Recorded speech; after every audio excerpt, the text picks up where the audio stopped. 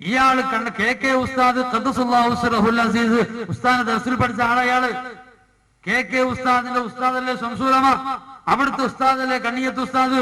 3 ഉസ്താദുമാരെയും മാറ്റി വെച്ചിട്ട് ഒരു സമസ്ത ഉണ്ടാക്കി. പോരാത്തതിന് ഉസ്താദന്മാർക്ക് ഇതിൽ കേസ് കൊടുത്തു. ഇയാളെ മഹത്വമാണത്.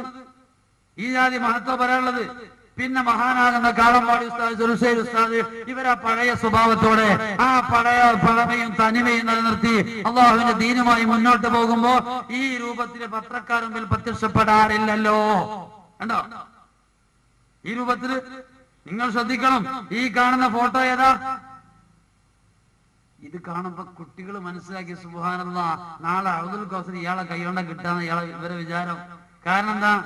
ബിൽ ക്ലിന്റനെ പോലത്തെ, ജോർജ് W. ബുഷിനെ പോലത്തെ ലോക രാഷ്ട്രനായകന്മാരെ മുന്നിലേക്ക് വരുന്നത് പോലെ ഈ കാണുന്ന ചാനലിലൂടെ മൈക്കുകൾ മുഴുവനും കണ്ടപ്പോ ഇതുപോലത്തെ വലിയൊരു വാർത്താ മാധ്യമ സമ്മേളനം നടത്താൻ ഇയാളല്ലാതെ വേറൊരാൾക്ക് ഒരു മുസ്ലിം പണ്ഡിതന് കഴിഞ്ഞിട്ടില്ല. അതുകൊണ്ട് വേൾഡ് മുസ്ലിമികളുടെ നേതാവ് ഇയാളാണ് പരിചയപ്പെടുത്തുന്നത്. ഞാൻ ചോദിക്കട്ടെ, ആൺകുട്ടികളുണ്ടെങ്കിൽ ഇങ്ങനെ ഒരു പത്രസമ്മേളനം എവിടെ നടന്നു? നിങ്ങൾ തെളിയിക്കോ?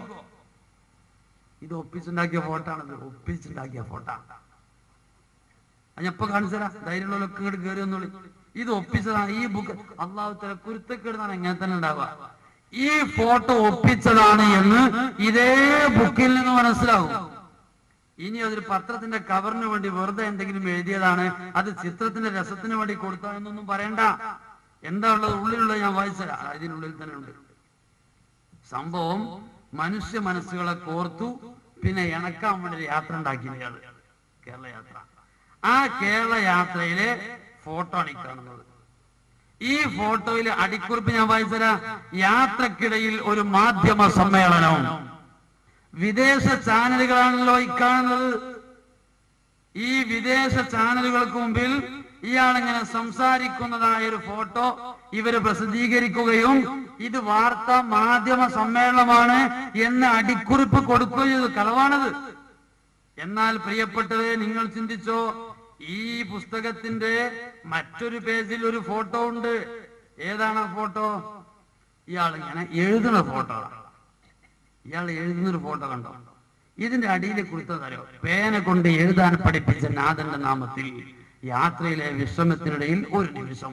അപ്പൊ ശൈഖുന ഇങ്ങനെ എഴുതുകയാണ് ഇവിടെ. ഈ എഴുതുന്ന ഫോട്ടോ, ഈ ഫോട്ടോ ശരിക്കും സൂക്ഷിച്ചോ.